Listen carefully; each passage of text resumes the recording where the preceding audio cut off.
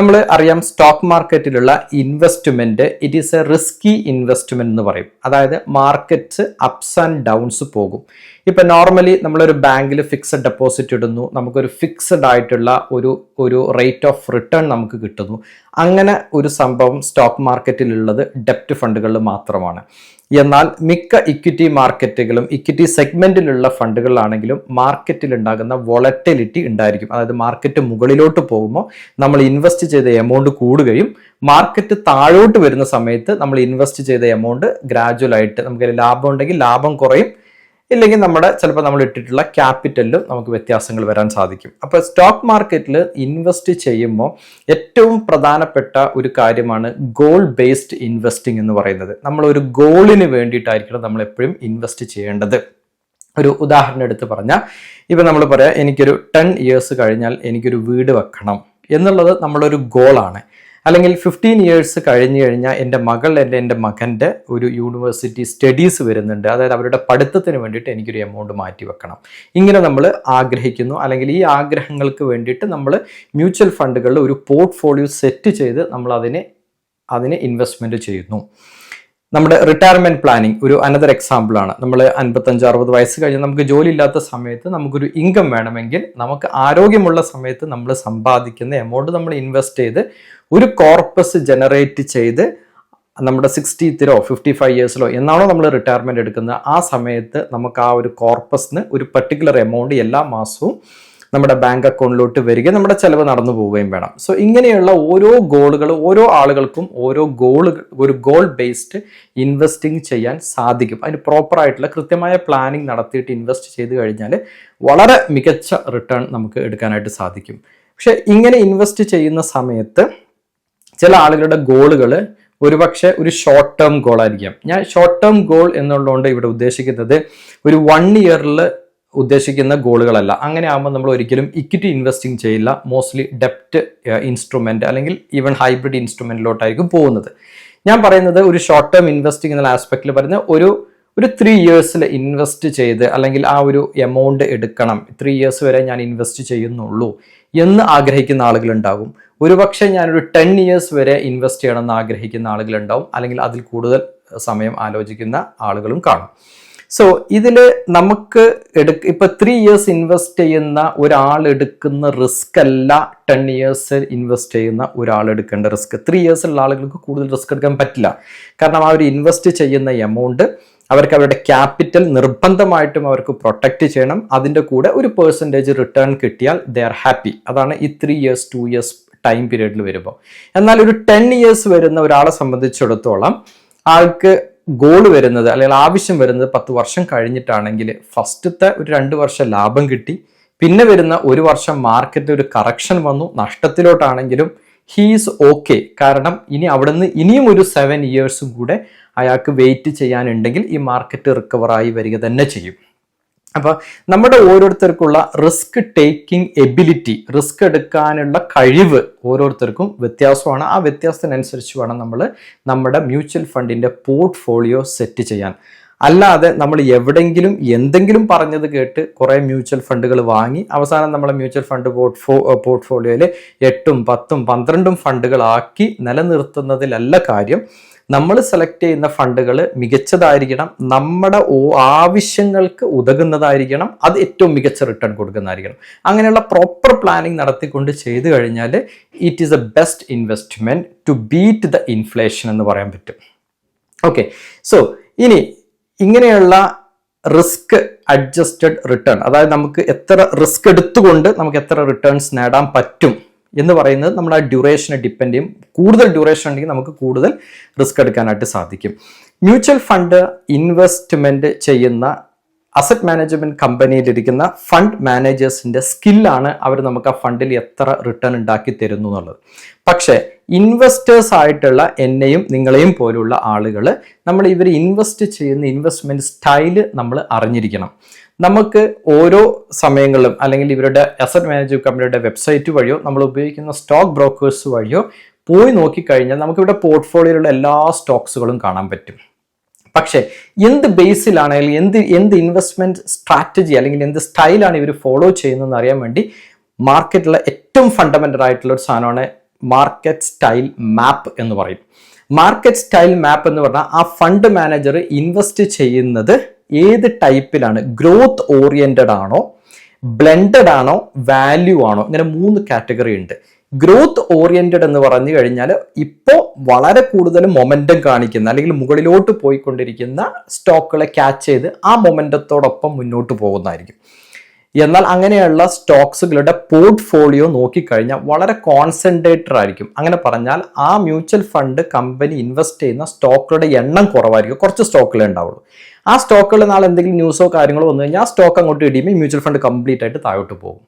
എന്നാൽ ഒരു value investing അല്ലെങ്കിൽ ഒരു ബ്ലെൻഡഡ് ഇൻവെസ്റ്റിംഗ് അപ്രോച്ച് ചെയ്യുന്ന മ്യൂച്വൽ ഫണ്ടുകളാണെങ്കിൽ അവരെന്ത് ചെയ്യും, ഒരു സ്റ്റോക്കിലും കൂടുതലായിട്ട് ഇൻവെസ്റ്റ് ചെയ്യില്ല. അവർ ഒരുപാട് സ്റ്റോക്കുകൾ ഉണ്ടായിരിക്കും, പക്ഷെ ആ സ്റ്റോക്കിൽ എല്ലാത്തിലും ഒരു 2%, 1%, 3% വരെയൊക്കെ അപ്രോക്സിമേറ്റ്ലി ഇൻവെസ്റ്റ് ചെയ്തിട്ട് അതിനെ ഡിസ്ട്രിബ്യൂട്ട് ചെയ്ത് വെക്കും. അങ്ങനെ വെക്കുന്ന സമയത്ത് എന്താ സംഭവിക്കുന്നത്, മാർക്കറ്റ് ഇടിയുന്ന സമയത്ത് ഇവർ വളരെ കൂടുതൽ ഇടിയില്ല, മാർക്കറ്റ് കയറുന്ന സമയത്തും വളരെ കൂടുതൽ കയറില്ല.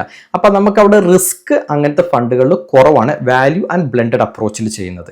എന്നാൽ ഗ്രോത്തിൽ ചെയ്യുന്ന ഫണ്ടുകളിൽ റിസ്ക് കൂടുതലാണ്. അപ്പം നമ്മുടെ റിസ്ക് ടേക്കിംഗ് എബിലിറ്റി അനുസരിച്ച് നമ്മൾ ഇതിൽ ഏത് ഫണ്ടാണ് വേണ്ടത് എന്ന് ചൂസ് ചെയ്യണം. ചില കേസിൽ നമുക്ക് ഗ്രോത്ത് ഫണ്ടുകൾ ആവശ്യമായിട്ട് വരും, ചില കേസിൽ നമുക്ക് വാല്യൂ അല്ലെങ്കിൽ ബ്ലെൻഡഡ് ഫണ്ടുകൾ ആവശ്യമായിട്ട് വരും, ചില കേസിൽ നമുക്ക് രണ്ടും ആവശ്യമായിട്ട് വരും. അത് നമ്മുടെ ഫിനാൻഷ്യൽ പ്ലാനിങ്ങിന്റെ അല്ലെങ്കിൽ പോർട്ട്ഫോളിയോ സെറ്റ് ചെയ്യുന്നതിന്റെ ഭാഗമായിട്ടാണ് ഇതിൽ ഏതെങ്കിലും ഒന്ന് മതിയോ അല്ലെങ്കിൽ രണ്ടും വേണോ എന്ന് നമ്മൾ തീരുമാനിക്കുന്നത്.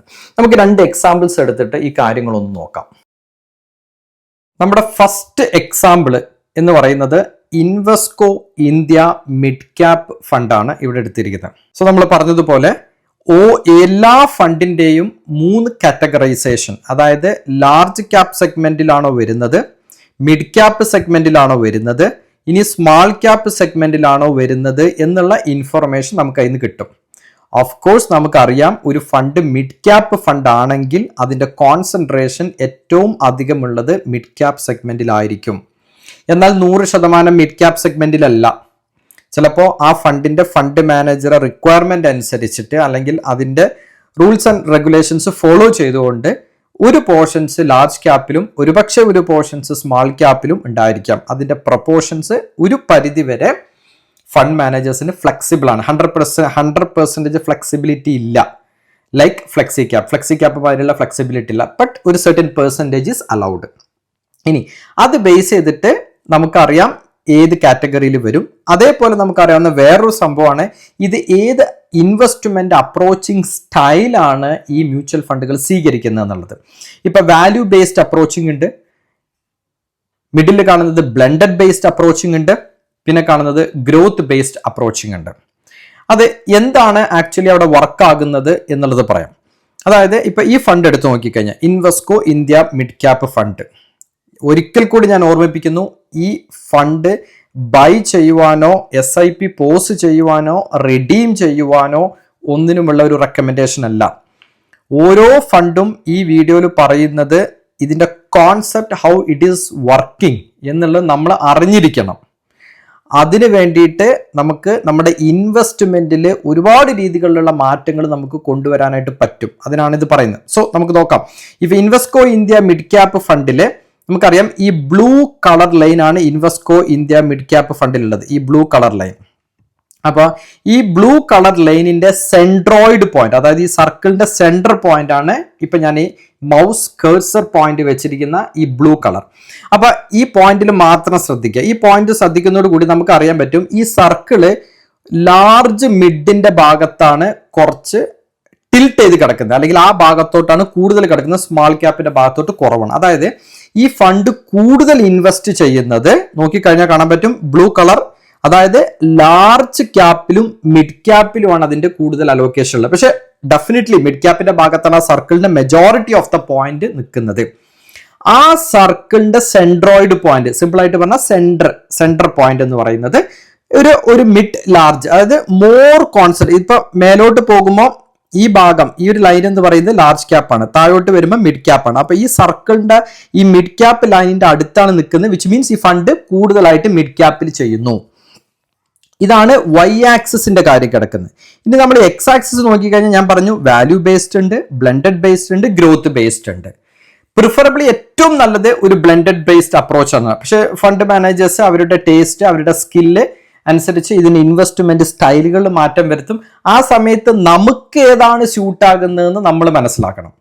ഇപ്പം എനിക്ക് മാച്ച് ആകുന്ന ഒരു ഇൻവെസ്റ്റ്മെന്റ് സ്റ്റൈൽ ആകില്ല ഒരു പക്ഷേ ഈ വീഡിയോ കണ്ടുകൊണ്ടിരിക്കുന്ന നിങ്ങൾക്ക് മാച്ച് ആകുന്നത്. അതുകൊണ്ടാണ് ഞാൻ പറയുന്നത്, ഓരോരുത്തരും അവരുടേതായ പ്രോപ്പർ ആയിട്ടുള്ള ഫിനാൻഷ്യൽ പ്ലാൻ മനസ്സിലാക്കി വേണം ഇൻവെസ്റ്റ് ചെയ്യാൻ. ഏറ്റവും കൂടുതൽ റിട്ടേൺ കിട്ടുന്ന ഫണ്ട് എന്ന് പറഞ്ഞിട്ട് നമ്മൾ അതിനകത്ത് ഇൻവെസ്റ്റ് ചെയ്യുന്നതിൽ കാര്യമില്ല. നമ്മൾ ആ റിട്ടേൺ നമുക്ക് കിട്ടണം. ഓഫ് കോഴ്സ് നമ്മൾ എല്ലാവരും അതിന് വേണ്ടിയിട്ടാണ് വർക്ക് ചെയ്യുന്നത്. പക്ഷേ നമ്മുടെ നീഡും കൂടി അതുമായിട്ട് അലൈൻഡ് ആണോ എന്ന് നോക്കണം. ഇവിടെ നോക്കുമ്പോൾ ഗ്രോത്ത്, ബ്ലെൻഡഡ്, വാല്യൂ, ഈ ബ്ലൂ കളറിൽ വൺസ് അഗൈൻ ഞാൻ മൗസ് വെക്കുന്നു, നമുക്ക് കാണാൻ പറ്റും ഇത് ബ്ലെൻഡഡ് വിട്ടു, പക്ഷെ ഗ്രോത്തിലോട്ടാണ്.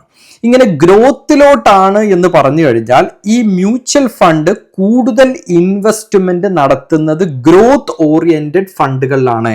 അതായത് ഇപ്പോൾ മൊമെന്റം കാണിക്കുന്ന ഫണ്ടുകളിലായിരിക്കും കൂടുതലായിട്ട് ഇത്തരത്തിലുള്ള ഫണ്ടുകൾ ഇൻവെസ്റ്റ് ചെയ്യപ്പെടുന്നത്. ഇപ്പൊ ഇൻവെസ്റ്റ്കോ ഇന്ത്യ ഫണ്ട് കൂടുതലായിട്ട് ഇൻവെസ്റ്റ് ചെയ്യുന്ന ഗ്രോത്ത്, അത് ഇപ്പൊ ഒരു മൊമെന്റം കാണിക്കുന്ന ഫണ്ടുകൾ. ഇപ്പൊ ഞാനൊരു എക്സാമ്പിൾ പറയാം.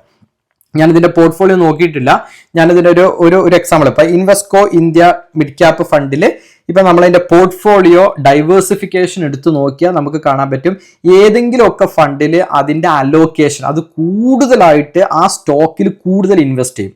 അങ്ങനെ വരുമ്പോൾ നമുക്കത് റിസ്ക് ആണ്. അതാണ് ഈ ഗ്രോത്ത് ഓറിയന്റഡ് ഫണ്ടിന്റെ ഒരു പ്രോബ്ലം എന്ന് പറയുന്നത്. അതായത് ചില സെക്ടറിൽ, ചില പോക്കറ്റ്സിൽ, ചില സ്റ്റോക്കുകളിൽ അതിന് ഇൻവെസ്റ്റ്മെന്റ് വളരെ കൂട്ടിവെക്കും. അപ്പൊ ആ സ്റ്റോക്കിന് പെട്ടെന്ന് എന്തെങ്കിലും ഒരു ന്യൂസ് കാരണോ വേറെ എന്തെങ്കിലും റീസൺസ് കാരണോ ആ സ്റ്റോക്കിൽ ഒരു ഫാൾ വന്നാൽ ഈ പറയുന്ന മ്യൂച്വൽ ഫണ്ടുകളിൽ വളരെ വലിയൊരു ഡിപ്പ് സംഭവിക്കാനുള്ള സാധ്യതയുണ്ട്. അതാണ് ഈ ഗ്രോത്ത് അല്ലെങ്കിൽ ഈ മൊമെന്റത്തിനെ ഫോളോ ചെയ്യുമ്പോൾ ഉണ്ടാകുന്ന ഒരു പ്രോബ്ലം.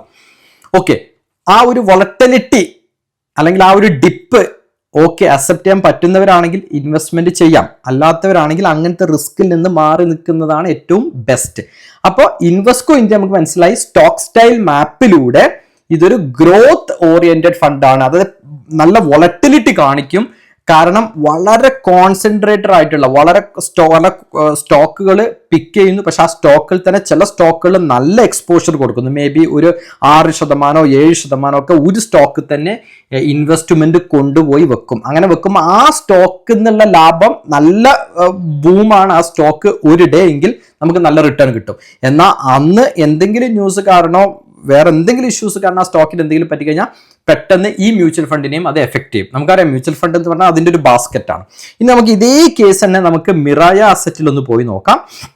മിറായ അസറ്റിലോട്ട് എടുത്തു അല്ലേ. മിറായ അസറ്റിന്റെ ഇവിടെ കാണാൻ പറ്റും മിറായ അസറ്റ്. ഈ മിറായ അസറ്റ് ഞാൻ ഇതേപോലെ ബ്ലൂ കളറിൽ ഞാൻ ഹൈലൈറ്റ് ചെയ്യുന്നു. നമുക്കറിയാം ഇതും നേരത്തെ പറഞ്ഞ പോലെ കൂടുതലായിട്ട് മിഡ് ക്യാപ്പിലാണ്, പക്ഷെ ലാർജ് ക്യാപ്പിലോട്ടും ചെറിയൊരു ചായ്വ് കാണിക്കുന്നുണ്ട്, ചെറിയൊരു എക്സ്പോഷർ ഉണ്ട്. പക്ഷേ നേരത്തെ എടുത്ത ഫണ്ടുമായിട്ട് കമ്പയർ ചെയ്യുമ്പോൾ കണ്ടോ, ഇതെന്ന് പറഞ്ഞാൽ ഗ്രോത്തിന്റെ മിഡിലാണ് ഇതിന്റെ സെന്റർ കിടക്കുന്നത്. പക്ഷേ ഈ ഒരു സെൻട്രോയിഡ് കിടക്കുന്ന ഈ സർക്കിൾ, നിങ്ങൾ ഈ ബ്ലൂ കളർ സർക്കിൾ നോക്കി കഴിഞ്ഞാൽ നമുക്ക് കാണാൻ പറ്റും ബ്ലെൻഡഡുമായിട്ട് അത് ചേർന്ന് നിൽക്കുന്നുണ്ട്. അതായത് ഇതിന്റെ ഒരു അപ്രോച്ച് ബ്ലെൻഡഡിലോട്ടും കുറച്ചും കൂടി ഉണ്ട്. എന്നാൽ നമ്മൾ ഇൻവെസ്റ്റ്കോ ഇന്ത്യ നോക്കിയ സമയത്ത് ഇവിടെ നോക്കിയാൽ ഇതാണ് ബ്ലെൻഡഡ് വരുന്നത്. കാരണം കുറച്ചും കൂടി റൈറ്റ് സൈഡിലോട്ടാണ്. റൈറ്റ് സൈഡിലോട്ടാന്ന് പറഞ്ഞു കഴിഞ്ഞാൽ അതിന്റെ അർത്ഥം എന്താ, അത് കുറച്ചും കൂടി ഒരു ഗ്രോത്ത് സ്റ്റൈലിലോട്ടാണ് ഇൻവെസ്റ്റ്കോ ഇന്ത്യയുടെ ആ ഒരു ഇൻവെസ്റ്റ്മെന്റ് സ്റ്റൈല്. പക്ഷേ ഈ മിറായ അസറ്റിന്റെ നോക്കി കഴിഞ്ഞാൽ കുറച്ചും കൂടി അതൊരു വാല്യൂ സൈഡ് കണ്ട, കാരണം ബ്ലെൻഡഡ് വിത്ത് വാല്യൂ ലൈൻ വരുന്നതാണ് ഈ പാർട്ട്. അതായത് കുറച്ചും കൂടി ഒരു ബ്ലെൻഡഡ് അപ്രോച്ച് അത് സ്വീകരിക്കുന്നു.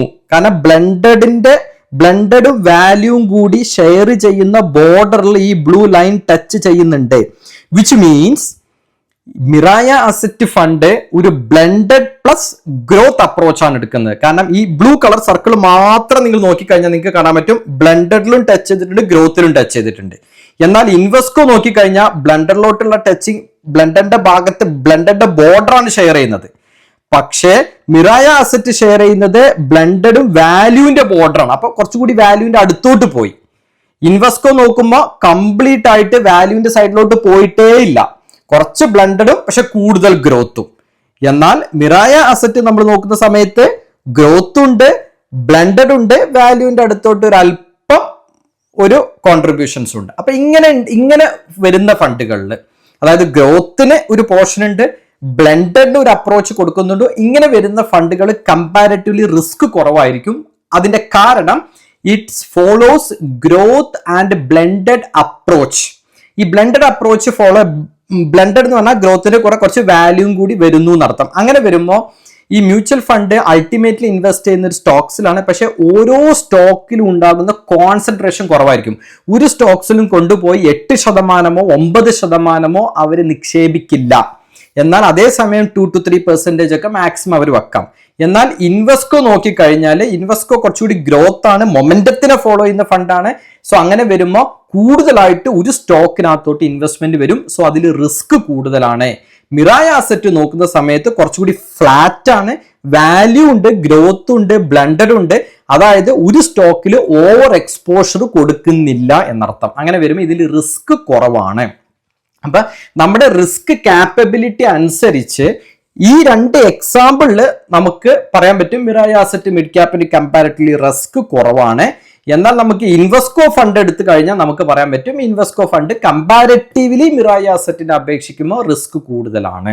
ഇപ്പൊ നമ്മുടെ പോർട്ട്ഫോളിയോ മാനേജ് ചെയ്യുന്ന സമയത്ത് ഏറ്റവും ഇമ്പോർട്ടൻ്റ് ആണ് നമ്മുടെ റിസ്ക് അസസ്മെന്റ് നടത്തിയിട്ട് ഏത് ഫണ്ടാണ് വേണ്ടതെന്നുള്ളത് ചൂസ് ചെയ്യാൻ. ഈ 2 ഫണ്ടല്ല മിഡ് ക്യാപ്പിലുള്ളത്. നിങ്ങൾക്കറിയാം ഒരുപാട് ഫണ്ടുകളുണ്ട്, പക്ഷെ ഇത് നമ്മുടെ പെർഫോമൻസ് അല്ലെങ്കിൽ നമ്മുടെ റിസ്ക് എബിലിറ്റി, നമ്മൾ എത്ര വർഷം ഇൻവെസ്റ്റ് ചെയ്യുന്നു, ഇതൊക്കെ ഡിസൈഡ് ചെയ്യുന്നതിന്റെ ഒരു ഫാക്ടേഴ്സ് ആണ് ബ്ലെൻഡഡ് വാല്യൂ ഗ്രോത്ത് അപ്രോച്ച് എന്ന് പറയുന്നത്. സോ ഇൻവെസ്കോയിൽ നമ്മൾ കണ്ടു കഴിഞ്ഞു വളരെ കോൺസെൻട്രേറ്റഡ് ആണ്. എന്നാൽ അതേസമയം ഈ മിറായ അസറ്റിന്റെ മിഡ് ക്യാപ്പ് ഫണ്ടിൽ നമ്മൾ കണ്ടു കഴിഞ്ഞു കുറച്ചും കൂടി ഡിസ്ട്രിബ്യൂട്ടഡ് ആണ്, റിസ്ക് കമ്പാരിറ്റീവ്ലി കുറവാണ്, വാല്യൂ ബ്ലെൻഡഡ് അപ്രോച്ച് ആണ്. ഇനി ഇതിന്റെ പോർട്ട്ഫോളിയോ, അതായത് ഇത് ഹോൾഡ് ചെയ്യുന്ന സ്റ്റോക്കുകൾ കൂടി നോക്കിക്കഴിഞ്ഞാൽ നമ്മൾ ഈ പറഞ്ഞിട്ടുള്ള കാര്യം ശരിവെക്കുന്നു എന്ന് നമുക്ക് മനസ്സിലാവും. സോ സ്റ്റോക്ക് സ്റ്റൈൽ മാപ്പ് എന്ന് നമുക്കൊരു കാര്യം മനസ്സിലായി. Invesco India mid cap growth strategy follow ചെയ്യുന്നു, ബ്ലെൻഡഡ് അപ്രോച്ചിൽ നിന്ന് മാറി നിൽക്കുന്നു, എന്നാൽ വാല്യൂ ഇൻവെസ്റ്റിംഗ് കുറവാണ്. എന്നാൽ മിറായ അസറ്റ്സോട്ട് നോക്കുന്ന സമയത്ത് ബ്ലെൻഡഡ് അപ്രോച്ചിങ് ഉണ്ട്, എന്നാൽ ഒരു വാല്യൂ അപ്രോച്ചിങ്ങിന് ടിൽറ്റഡ്, അതായത് വാല്യൂ അപ്രോച്ചിങ്ങിന് അടുത്തോട്ട് എത്തുന്നു, ഗ്രോത്തും ഉണ്ട്, പക്ഷെ ഗ്രോത്ത് കമ്പാരിറ്റീവ്ലി കുറവാണ്, ഗ്രോത്ത് ഓറിയന്റഡ് കുറവാണ്. ഇപ്പൊ ഞാൻ പറഞ്ഞു ഇൻവെസ്കോ ഇന്ത്യ ഫുള്ളി ആ ഒരു മൊമെന്റത്തിനെ ക്യാച്ച് ചെയ്യുന്നതാണ്, അതുകൊണ്ടാണ് ഒരു ഗ്രോത്ത് ഇൻവെസ്റ്റിംഗ് സ്റ്റൈൽ വരുന്നത്. നമുക്ക് ഇതിന്റെ ഒരു ടോപ്പ് 5 ഹോൾഡിങ്സ്, അതായത് ആ സ്റ്റോക്ക് സ്റ്റൈൽ മാപ്പ് നമ്മളടുത്ത് പറഞ്ഞു തരും ഇതിന്റെ സ്റ്റോക്ക് ഹോൾഡിംഗ് എത്തരത്തിലായിരിക്കും എന്നുള്ളത്. ഇപ്പൊ ഇൻവെസ്കോ ഇന്ത്യ ഗ്രോത്തിനെ ഫോളോ ചെയ്യുന്നു, മൊമെന്റത്തിനെ ഫോളോ ചെയ്യുന്നു. അപ്പൊ ഞാൻ പറഞ്ഞു കോൺസെൻട്രേഷൻ കൂടുതലായിരിക്കും, വളരെ കോൺസെൻട്രേറ്റഡ്. ഇവിടെ നോക്കിക്കഴിഞ്ഞാൽ കാണാൻ പറ്റും Bombay stock exchange BSE limited വളരെ ഫേമസ് ആയ സ്റ്റോക്കാണ്. ഇതിനകത്ത് 6.12% വളരെ വലിയൊരു കോൺട്രിബ്യൂഷൻ ഇതിനകത്ത് കൊടുത്തിട്ടുണ്ട്. L&T 4.35, Prestige Estates, Max Financial Services. അപ്പൊ 644 ഇവിടെ ഏകദേശം ഒരു 12-18 ഏകദേശം ഒരു 20%, 100% 20% ഈ 4 സ്റ്റോക്കുകൾ കോൺസെൻട്രേറ്റഡ് ആണ്. ടോപ്പ് 5 ഹോൾഡിങ്സിൽ ഫെഡറൽ ബാങ്ക്. സോ ഇത്രയും സ്റ്റോക്കുകൾ ഏകദേശം ഒരു 24%, അതായത് ഒരു 25%, നമുക്ക് അപ്രോക്സിമേറ്റ്ലി റൗണ്ട് എന്ന് പറഞ്ഞാൽ 25% ഇവിടെ ഹോൾഡ് ചെയ്തിരിക്കുന്നു. അപ്പൊ നാളെ ഈ പറഞ്ഞ സ്റ്റോക്കുകളിൽ എന്തെങ്കിലും ഒരു സ്റ്റോക്കിന് ഒരു നെഗറ്റീവ് ഇമ്പാക്ട് വന്നു കഴിഞ്ഞാൽ അത് ഈ ഇൻവെസ്കോ ഇന്ത്യ മിഡ് ക്യാപ് ഫണ്ടിനെ എഫക്ട് ചെയ്യും. എന്നാൽ അതേ സമയം തന്നെ നമുക്ക് മിറായ അസറ്റ്സ് മിഡ് ക്യാപ്പിന്റെ ഇത് നോക്കിക്കഴിഞ്ഞാൽ നമുക്കറിയാൻ പറ്റും Lupin, emphasis, federal bank, Tata communication, prestige estate. പക്ഷെ ഇതിൽ കൊടുത്തിരിക്കുന്ന കോൺട്രിബ്യൂഷൻ നോക്കിയാൽ 3.42, 2.2. അപ്പൊ എല്ലാം ഒരു അതായത് ഒന്നിനും ഒരു കോൺസെൻട്രേറ്റഡ് ബെറ്റ് എടുക്കുന്നില്ല എന്നുള്ള അർത്ഥം. അതായത് ഒന്നിനും ഒരു ഓവർ കോൺസെൻട്രേഷൻ കൊടുക്കുന്നില്ല, ഒരു യൂണിഫോം ആയിട്ട് ചില വാല്യൂ സ്റ്റോക്കുകളെ പിക്ക് ചെയ്ത്, ചില മൊമെന്റം സ്റ്റോക്കുകളെ പിക്ക് ചെയ്ത്, എന്നാൽ ഓവർ കോൺസെൻട്രേഷൻ കൊടുക്കുന്നതുകൊണ്ട് ഈ സ്റ്റോക്ക് വോളറ്റിലിറ്റി വൈസ് ഭയങ്കര കുറവായിരിക്കും. മാർക്കറ്റ് കയറുമ്പോൾ കൂടെ കയറും, പക്ഷെ ആ ഒരു മൊമെന്റം കുറവായിരിക്കും. ഇറങ്ങുമ്പോൾ അതേപോലെ തന്നെ പെട്ടെന്നുള്ള ഒരു വോളറ്റിലിറ്റി താഴോട്ട് മിറായ അസറ്റ് കാണിക്കില്ല. കാരണം അതിന്റെ സ്റ്റോക്ക് ഡിസ്ട്രിബ്യൂഷൻസ് വളരെ യൂണിഫോം ആണ്, ഏകദേശം ഒരേപോലെ ചെയ്തിട്ടുണ്ട്. വാല്യൂ ഇൻവെസ്റ്റിംഗ് ഉണ്ട്, ഗ്രോത്ത് ഇൻവെസ്റ്റിംഗ് ഉണ്ട്.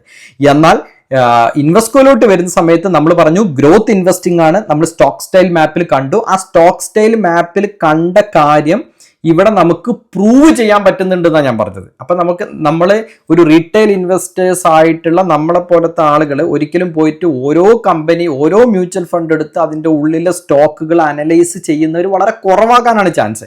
പക്ഷെ അങ്ങനെയുള്ളവർക്ക് ഒറ്റ കാഴ്ചയിൽ നമുക്ക് കണ്ടിട്ട് പറയാൻ പറ്റും this is following this method. So ഇതിന് റിസ്ക് കൂടുതലായിരിക്കും, ഇതിന് കമ്പാരിറ്റീവ്ലി റിസ്ക് കുറവായിരിക്കും. സോ എങ്ങനെ നമുക്ക് റിസ്ക് അഡ്ജസ്റ്റഡ് റിട്ടേൺ ഇതിൽ നിന്ന് ജനറേറ്റ് ചെയ്തെടുക്കാൻ പറ്റും. അത് നമ്മുടെ risk capability, year of investing, നമ്മുടെ ഇൻവെസ്റ്റ്മെന്റ് സ്റ്റൈല്, ഇതിനെല്ലാം അനുസരിച്ചിട്ടായിരിക്കും നമ്മൾ ആ പോർട്ട്ഫോളിയോ സെറ്റ് ചെയ്യേണ്ടത്. നമ്മൾ ഏതെങ്കിലും ഒരു എവിടെന്നെങ്കിലും കേട്ടിട്ടുള്ള ഒരു മ്യൂച്വൽ ഫണ്ടിൽ കൊണ്ടുപോയി ഇൻവെസ്റ്റ് ചെയ്യുന്നതിന് പകരം ഇങ്ങനത്തെ ഈ ഇൻവെസ്റ്റ്മെന്റ്സ് ആയിട്ടുള്ള ബാക്ക്ഗ്രൗണ്ട് റിയാലിറ്റീസ് നമ്മൾ മനസ്സിലാക്കിയിരിക്കുക എന്നുള്ളത് വളരെ ഇമ്പോർട്ടൻ്റ് ആണ്. ഇതിൽ ഇൻവെസ്റ്റ്കോയിൻ്റെ 48 സ്റ്റോക്സിലേ ചെയ്യുന്നുള്ളൂ. ഇവിടെ കണ്ടോ 76 സ്റ്റോക്സിൽ. അതായത് ഗ്രോത്തിലോട്ട് പോകുമ്പോൾ സ്റ്റോക്സ് എണ്ണം കുറയുന്നു, മച്ച് മോർ കോൺസെൻട്രേറ്റഡ് ആണ്.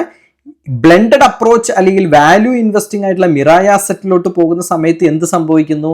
നമുക്ക് കുറച്ചും കൂടി ഫ്ലെക്സിബിലിറ്റി കിട്ടുന്നു, അല്ലെങ്കിൽ വോളറ്റിലിറ്റി കമ്പാരിറ്റീവ്ലി കുറയുന്നു. സോ ഇതാണ് risk versus the value investing എന്ന് പറയുന്നത്. സോ ഇൻവെസ്റ്റ് ചെയ്യുന്ന ഞാനും നിങ്ങളും ഉൾപ്പെടെയുള്ളവർ ഡെഫിനറ്റ് ആയിട്ടും ഇതുപോലത്തെ സ്ട്രാറ്റജികൾ അല്ലെങ്കിൽ മ്യൂച്വൽ ഫണ്ടിൽ വരുന്ന സ്റ്റോക്ക് സ്റ്റൈൽ മാപ്പ് പോലത്തെ കാര്യങ്ങൾ നമ്മൾ അറിഞ്ഞിരിക്കുക. നമ്മുടെ ഇൻവെസ്റ്റ്മെന്റിൽ അതിനനുസരിച്ചുള്ള മാറ്റങ്ങൾ ടൈം ടു ടൈം നമ്മൾ കൊണ്ടുവരാം. ഞാൻ പറഞ്ഞത് ദിവസത്തിലോ വീക്കിലിയിലോ അല്ല, ഒരുപക്ഷെ നമ്മൾ മാസങ്ങളോളം അല്ലെങ്കിൽ കൊല്ലങ്ങളോളം ഇത് നമുക്ക് കൊണ്ടു നടക്കേണ്ടതായിട്ട് വരും. അതേപോലത്തെ കാര്യങ്ങൾ നമുക്ക് ചെയ്യാൻ പറ്റും. Because mutual fund is totally flexible. നമുക്ക് നമ്മുടെ ആവശ്യങ്ങൾക്കനുസരിച്ച് മ്യൂച്വൽ ഫണ്ടിൽ നമ്മുടെ ഇൻവെസ്റ്റ്മെന്റ് സ്റ്റൈലുകൾ, ഇൻവെസ്റ്റ്മെന്റ് കാര്യങ്ങൾ നമുക്ക് മാറ്റിയെടുക്കാൻ പറ്റുന്നതാണ് മ്യൂച്വൽ ഫണ്ട് ഏറ്റവും അട്രാക്റ്റീവ് ആക്കുന്നത്. മറ്റ് ഇൻസ്ട്രുമെന്റുകൾ പോലെ ലോക്കിൻ പീരീഡോ കാര്യങ്ങളോ ഒന്നുമില്ല. നമുക്ക് നമ്മുടേതായ രീതിയിലുള്ള എല്ലാ ആഗ്രഹങ്ങളും മ്യൂച്വൽ ഫണ്ടുകളിലൂടെ നമുക്ക് നേടിയെടുക്കാൻ പറ്റും എന്നുള്ളതാണ്. ഓക്കെ, സോ നല്ല ഒരു പോർട്ട്ഫോളിയോ, എല്ലാവർക്കും മികച്ച ഒരു പോർട്ട്ഫോളിയോ സെറ്റ് ചെയ്യാൻ പറ്റട്ടെ. ഇതേപോലെ നിങ്ങളുടെ ഗോള്, നിങ്ങളുടെ ഡ്യൂറേഷൻ ഓഫ് ഇൻവെസ്റ്റ്മെന്റ്, നിങ്ങളുടെ ഒബ്ജക്റ്റീവ് അനുസരിച്ച് നല്ല ഒരു ബാലൻസ്ഡ് പോർട്ട്ഫോളിയോ വളരെ കുറച്ച വളരെ മികച്ച ഫണ്ടുകളുടെ സെറ്റ് ചെയ്ത് നല്ല റിട്ടേൺ നിങ്ങൾക്ക് നേടിയെടുക്കാനായിട്ട് സാധിക്കട്ടെ. മ്യൂച്വൽ ഫണ്ടിൽ ഇൻവെസ്റ്റ് ചെയ്യാനുള്ള അസറ്റ് പ്ലസ് അപ്ലിക്കേഷൻസ് ലിങ്ക് കൊടുത്തിട്ടുണ്ട്. എന്നുമായിട്ട് കണക്ട് ചെയ്യാനുള്ള വാട്സപ്പിന്റെ ഡിസ്ക്രിപ്ഷനിൽ കൊടുത്തിട്ടുണ്ട്. ഡിസ്ക്രിപ്ഷൻ നിങ്ങൾക്ക് ചെക്ക് ചെയ്യാം, അതിനകത്ത് ഡീറ്റെയിൽസ് എല്ലാം ഉണ്ട്. NRIസിന് മ്യൂച്വൽ ഫണ്ടുകളിൽ ഇൻവെസ്റ്റ് ചെയ്യാൻ വേണ്ടിയിട്ട് നോ മോർ പേപ്പർ വർക്ക്, എല്ലാം ഡിജിറ്റലാണ്. വീട്ടിലിരുന്നു കൊണ്ട് തന്നെ നിങ്ങൾക്ക് മൊബൈൽ ആപ്ലിക്കേഷൻ വഴിയോ വെബ് ആപ്ലിക്കേഷൻസ് വഴിയോ ചെയ്യാൻ പറ്റും. നാട്ടിലുള്ളവർക്കും അതുപോലെ തന്നെ ചെയ്യാൻ പറ്റും. എന്തെങ്കിലും സംശയം ഉണ്ടെങ്കിൽ നിങ്ങൾക്ക് എന്നിട്ട് കണക്ട് ചെയ്തിട്ട് ചോദിക്കാവുന്നതാണ്. ഈ വീക്കിലെ മിഡാണ് ഡെഫിനറ്റ്ലി. ഈ വീക്കിലെ മറ്റു ദിനങ്ങൾ, ഇനി ബാലൻസ് ഇരിക്കുന്ന ദിവസങ്ങൾ എല്ലാവർക്കും അവരുടെ ജോലി, ബിസിനസ് കാര്യങ്ങളൊക്കെ ആയിട്ട് നല്ലതായി തീരട്ടെ എന്ന് ആഗ്രഹിക്കുന്നു.